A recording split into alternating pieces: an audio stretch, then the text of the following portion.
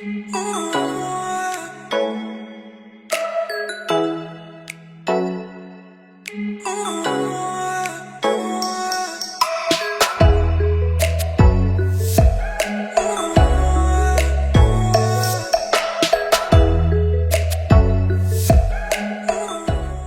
welcome to the Soni Kanake show. I'm your host, Soni Kanake. And remember, here we talk about relationships and all things that affect any part of your relationship. And today we'll be talking about relationships and mental health. Remember to subscribe, like, and share. And with me today, I have a very good guest, a very interesting guy. He's a mental health advocate. Karibu sana, my guest for the day. How are you? Thank you very much. Nice to see you. Nice to see you too. Kindly introduce yourself. I'm Samuel Luchemo. I'm an entertainment entrepreneur, professional actor, film producer, and a passionate mental health advocate. Yeah, plus many other things I do. Tell me, why did you choose the mental health line? Is it, you said you're really passionate about mental health? Yes. Do you have something? Since childhood. When I was growing up, I came from how can I say? My father was a very tough father. So he was quite, how can I say, harsh at times, either to me or my siblings, and and also being bullied at school. So it affected me one way or another growing up. But at least my late mom was a nurse who guided me into loving psychology. She would give me books for psychology when I was like 8 years old or something. So I got interested into the human mind, and she helped me out on a number of things here and there. And then, I came out of depression as a child. Oh. Yes, and slowly by slowly, other things I came to do through my talents and stuff like that, and it helped me out. And then now I give back to the society by helping people who go through depression or anxiety or mental health issues. Sam, you've mentioned depression as a child. Yes. Let me understand, or maybe let our viewers understand about depression before we get into what exactly we're talking about. But because this is still mental health, right? Kids get depressed as well. Yes. And how do they manifest? How do they know? Or how can a caregiver know this child is depressed? Sometimes you will just find the kid just alone by themselves, just gazing in oblivion, and at times he or she might not be so happy, but you might just think it's just mood swings for children, but it's really not. And if you don't address this situation when the kid is very young, they end up manifesting during their adult time.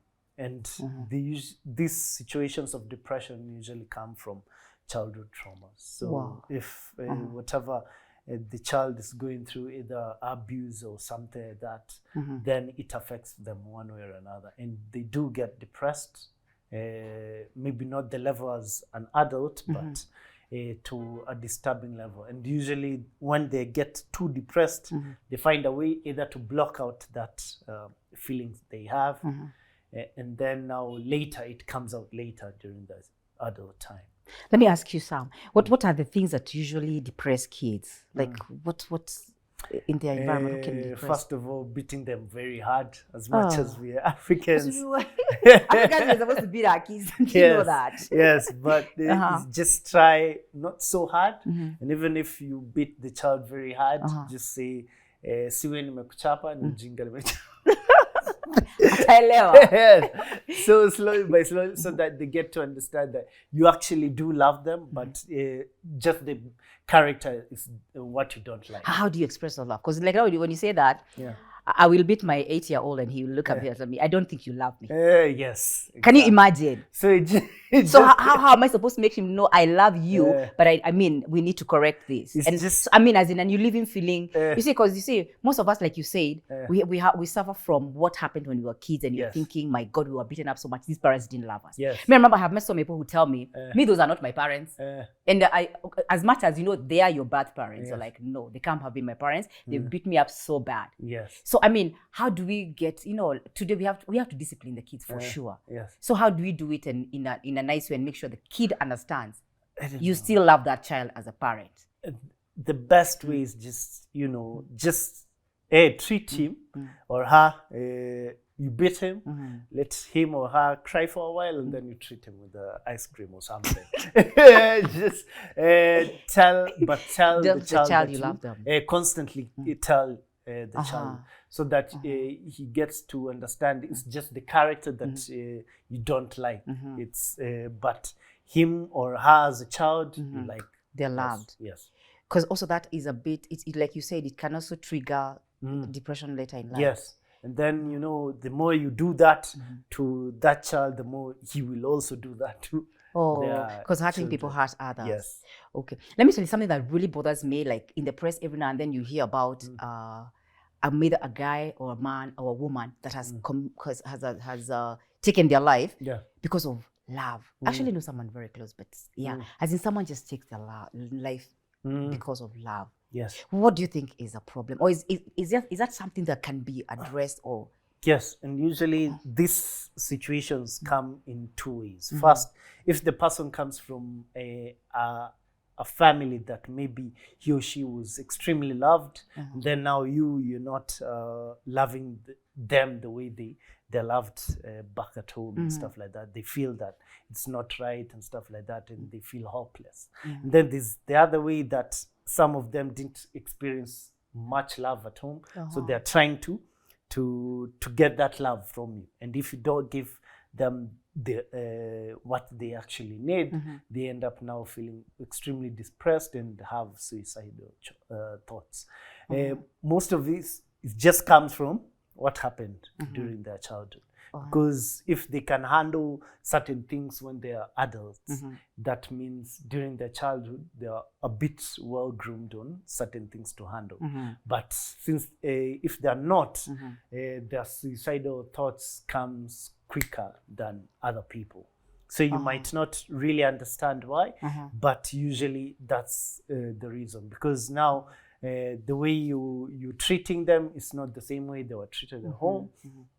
Or it's something that they really want to get, but they couldn't get at home. So they're trying to.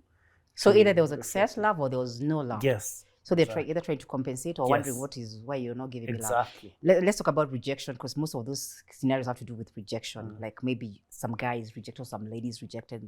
How do we address the rejection? Because you see, like now when kids are growing up, even right now, most kids with this kababa generation, they don't know how to take no for an answer. Honestly, because if you say no, they're thinking no. I mean, that's why you'll see like cases of maybe like they're burning down schools or what, because they can't take no. Yes. They are not used to rejection. How do you teach, or failure for that matter? Someone fails and they think that is the end of life. Yes. So how do we go about that?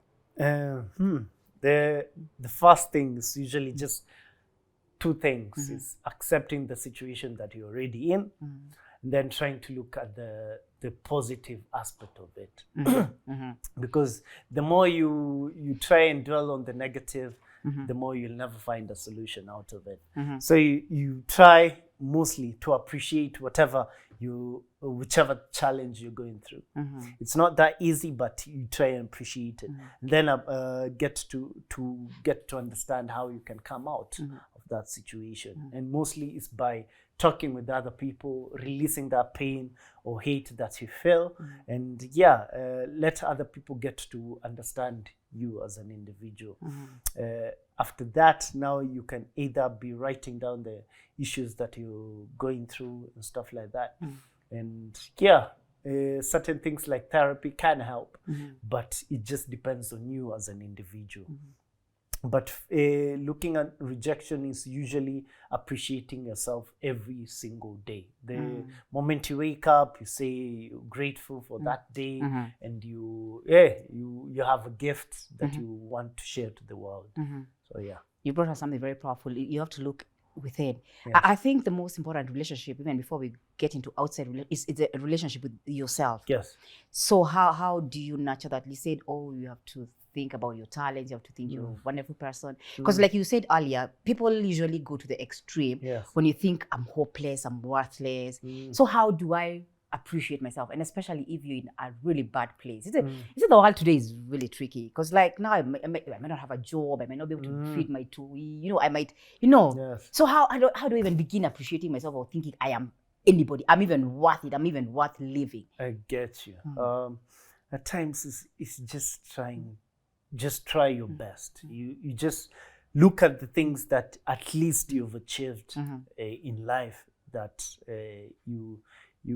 that make you happy, not that any other person hasn't achieved, but at least what makes you happy. You look at those positive things first, and then now second, if you just keep on trying the best you can to find other people to talk with who can help you out around with certain things. And if you can't find such individuals, listen to music.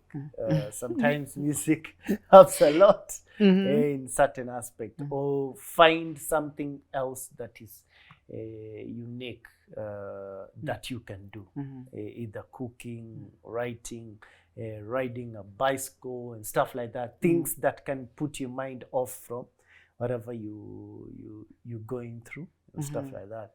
And you appreciate yourself by either cooking for yourself a small meal or something like that. Yes, you just find the smallest things to be grateful for. Yes, that's one of the most important things I would say. You told us when we were beginning, you were able to get out of that space, that dark space.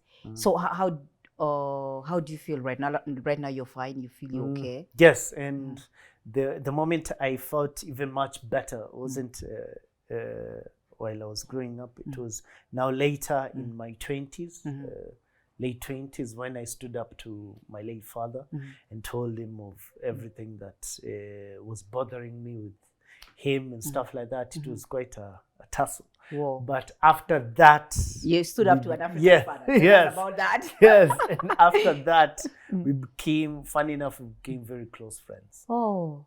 Yes. Or is it perhaps he never realized he was? Yeah, I believe he didn't. Yeah. So, but he could see it, but didn't want to fully acknowledge it. So after that, we became very close friends, and at least that baggage I had on my back, it went, because I was quite a bitter young man when I held a lot of anger for my late father. But after that, my heart felt free, and I was no longer that bitter towards my father. So it was good. I felt good afterwards. Wow. Yeah. How does that ideal situation look like well-being when you're in that beautiful space? How does it look like? And especially in a world where everything, everything is just moving fast. It's good. It's something awesome, especially if you can make ends well with other people who maybe wronged you, or those who you wronged. It's the best feeling, because you do not have so much weight on your shoulder of you haven't done this, you haven't done that, and stuff like that. And usually it's just an amazing feeling, because I can imagine if I never stood up to my father and I kept that hate within me, and then when he left, I wouldn't have released it. It would still be disturbing me until today, but it's no longer there. And it's a great feeling, I would say. What are triggers? Like now, what triggers, like, talk about depression, stress. What are the triggers like in everyday life? Funny enough, the first triggers for depression are usually family. Oh, is that so? Yes, it's usually family. I do not understand. I believe it's because they are the ones who bring you up. So whatever happens within the confines of family, or wherever your siblings, your parents, that's where first depressions come from, or maybe your relatives and stuff like that. So those few triggers, and then now the other environmental factors, like your friends maybe, or just things which are around you that you don't really don't like. And also let's say if you have certain psychological disorders and you use certain drugs or alcohol and stuff like that, they trigger certain things within you. And then now you end up in a bad state than how you usually were. You mentioned family. Yes. Maybe you can elaborate a bit about family, because I know they can really piss you off. Yeah, I know. And usually, that's why most therapists would ask first for the background of that. You first of all, to know how you relate first with your parents, with your siblings and stuff. Yeah, because siblings are usually the cause of a number of things, and also parents are usually the cause of certain things. And then now comes to the extended family and stuff like that. You just have to know, you appreciate these people the way they are. It's like, for an example, you're going to a restaurant that they sell maybe Italian food. Then you want ugali, and it's not there. Exactly. So, and you're forcing them to give you, and it's not there. So the thing is, you appreciate whatever they are serving you, and you just take it. If you just don't like it, you leave and look for another restaurant. So then you can't leave your family, but at least just get whatever they are serving you and look for the best aspect out of it. That's all I can say. Because if they give you a cold meal, try and warm it one way or another. If they give you a hot meal, try and cool it in one way or another. But all this is determined on you. Do you want to accept whatever they are serving you, or you don't want to accept it? So you just have to know how to balance your mind. At times it's really not hard. It's hard. I'm thinking about when you start talking about releasing and forgiving them. I mean, it's really hard to forgive someone who's really wrong. Because I've encountered many people, like, they say, oh, their parents did this to them. Some things are so heavy. Some things are like maybe like incest. Some things are so heavy. Abuse is so heavy. But at the end of the day, you're called to forgive. So for you, forgiveness is for me, not for them. Exactly. So how do you forgive these people who have been so bad to you? It's just tricky. It's tricky. You just find a way to forgive them and let it go. Or you can never forget it, but just let it go. Because the more you hang on it, maybe this other person doesn't even know that they that's the problem now. They don't even know. But you're carrying burdens for these people. I know. You're carrying someone all your life and they don't even know. Exactly. And it hurts you throughout your life, and this person is happy.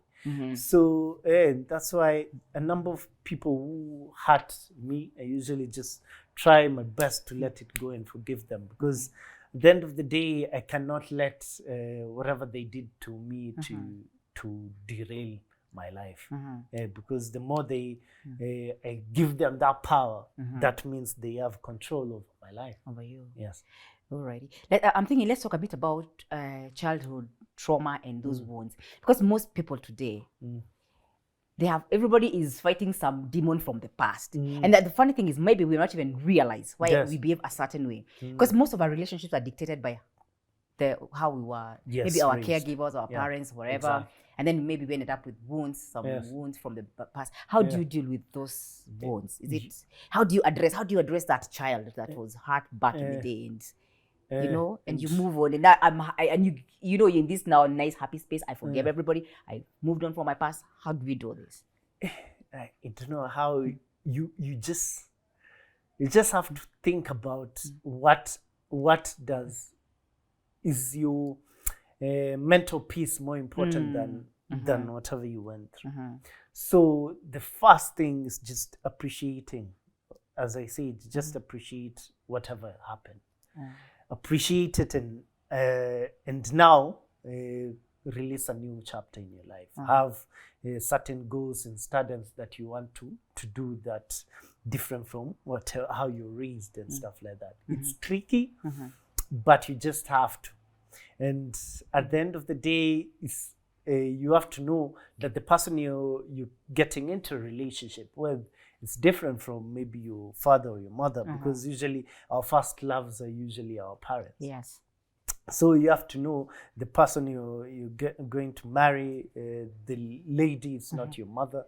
The man is not your father. You just try as much as we all try to get a few aspects, elements of our parents for every person we get into a relationship with. But don't look for every element of your parent, because that would mean you're replacing your parent. So just try and do your best to see this person as a different individual and love him or her the way they are. But if they give you a lot of mental unrest, you can just change before it becomes a problem for you in the future. You know, there's something that you said that was really deep. I liked every time I'm thinking about a scenario about my mental health, how does it impact my mental health? Is it worth, I mean, if something is really just going to make me feel really bad, ruin my mental health, is it really worth it? So I think that is it. Then I'm thinking about how do we safeguard our mental health? What are ways we can safeguard it? Some of the easiest few of the things is, first, have mental and physical exercises. They go hand in hand. Oh, physical and mental. Yes. Okay. So either go to the gym or exercise just at home. Do a few exercises in the home, or yoga. You can also do yoga. It helps one way or another to just relax your mind. Take a walk, ride a bicycle. And yes, and another one you can do also meditation. Not so many people can hack it. A good meditation, but meditation also helps. And safeguarding also in the aspect of keeping away from negative individuals. The aspect of people who say you cannot do it, you cannot make it and stuff like that. Even on social media, the negative comments and stuff like that, you just block them from there. Your mind. And whoever keeps on telling you that you're not good or you look bad, you look ugly, just say thanks. I appreciate it. How am I telling you thank you and you're ugly?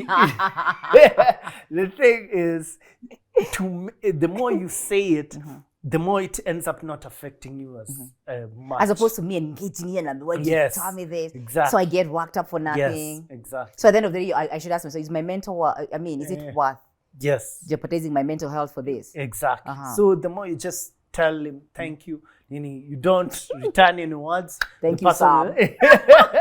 The person will just feel maybe dumb. And maybe later he or she will tell you sorry because they wanted to put whatever insecurities they have with themselves to you. But if they see it's just bouncing back to them, they usually just get angry or sad about themselves, and they end up now apologizing. So the main thing is they just keep silent or you tell the person thank you and stuff like that, and always just keep away from have a very small circle of people who actually you trust and people who are loyal to you and stuff like that, rather than looking for so many friends and most people are just stabbing you in the back while they're smiling at your face. True. So you have to know, keep off these negative vibes, and most of the things will be okay with you. And just always find inspirational ways to inspire yourself every day, and appreciating yourself every morning. It helps a lot. And those who value Christianity, they can also be constantly praying to God. So yeah, it's all depending on you as an individual. Alrighty. Let's talk boundaries. I think that is also very critical in your mental health, because when someone crosses your boundaries, or maybe when you don't have any boundaries in life, maybe people can actually take advantage of you. Yes. How do we maintain the boundaries? And especially with close people who think are entitled to you. Yes, you know. The thing about boundaries is just the way you put out yourself. The more, let's say you're a dude who likes maybe just wearing shaggy and stuff like that, and then you want boundaries. Your boundaries, you don't represent the boundaries that you actually need. Maybe that's his style. Yes. So you just have to know how you just dress with people, or if you usually just love too many jokes, and then now later on you just want people now to take you seriously. They won't. So you have to start with yourself. How would you take yourself seriously? The way you just look. Do you say take yourself seriously? If you answer yes to that question, then put yourself out there and then see if now people will take you seriously. The way you post things on social media also determines how people will now approach you or not. The way you just talk with different individuals, how you talk with them, your physical structure, or how you stand, how you speak, how you move your body, depends on various things. This non-verbal communications say a lot more than your verbal. So you have to know how does your verbal non-verbal communication speak out. It's like when maybe a lady, for example, a lady is wearing extremely revealing outfits, and maybe she's waiting for an Uber in Koinange Street. Then she's on the wrong street. Yes, that one. Exactly. And then somebody comes there and asks you how much. Oh my God. It's not, and I get pissed off. Yeah, and I'm dressed for the street. Yes. So don't just try and understand this individuals because the way you dressed and where you are. So you cannot just go to maybe let's say to the beach wearing an official outfit, and people look at you weirdly, wondering why you're there. So just dress according to how you'd like to be addressed, or where you're going.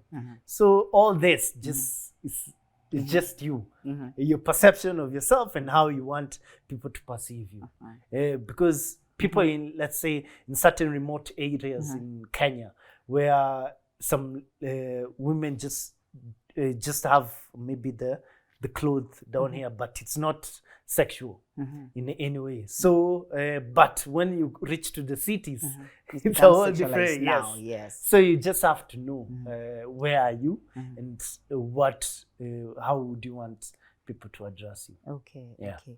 I think we cannot end before we talk about a bit about relationships. Yes. See, at times it's you're in a relationship where you're so stressed. You're so stressed.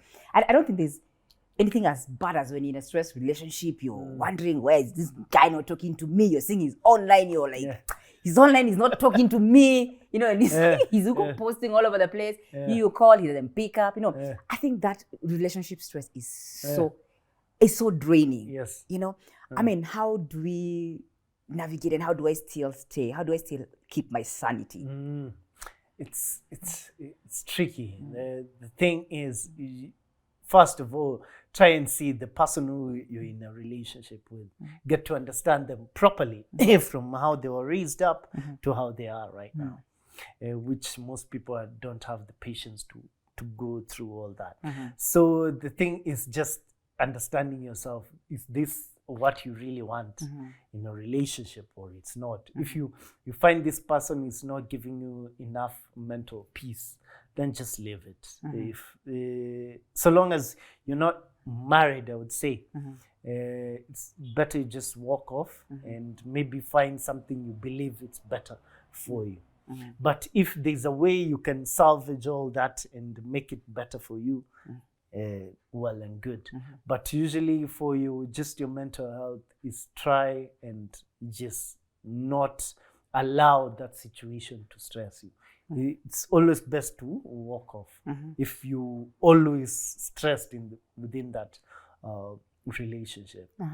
Sometimes it's not worth it. It's not worth it. Yes, and to other people, they get addicted to that kind of stress. So they would look for people who stress bring the them same out. kind of stress in their lives. So they would say, this person stresses me out, yet deep within it, they actually love it. So you just have to know which kind of person are you. Do you actually really love this being stressed like that, or you don't love it, but so you can walk out of it. So it's just better for you mental peace. I believe that. Maybe just touch briefly or lightly on those relationships that cause even people to be depressed. Maybe what are the subtle signs of depression, or how do you know this is too much for your mental health?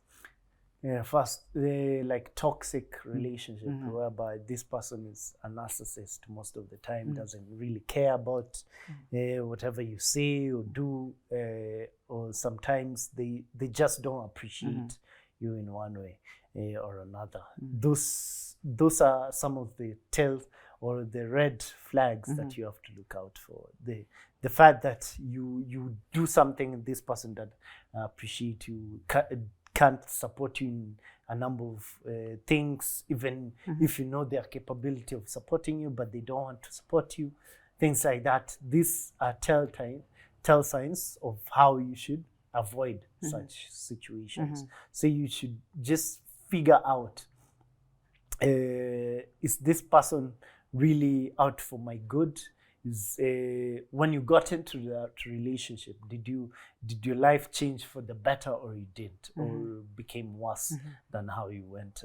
So, or if you are, how can I say, fat and you came into the relationship and slimmed down, so that means that relationship. You don't say you're fat. The image of God is expanding. Okay. Yes. So and you notice you're very shrinking. Then or basically maybe you've lost weight, or something is not right. Exactly. Then just know that relationship is not right. And at what point should you seek help? What makes you think now it's time to seek help? The moment you just notice that whatever you usually loved, you're no longer interested in them. The moment you just notice that you usually just love being alone, or most of the time you're extremely bitter. If you notice you're a happy person and most of the time you're always bitter, then that's the moment you really need help. So you just figure out this, and you lose interest in going to take a shower and stuff like that. So all that, these are just signs of things that you should be aware of. How prevalent is this, the mental issues? Like, I know you counsel different people with mental issues. Do they have like the same issues across the board? Is it the same age group, or is it?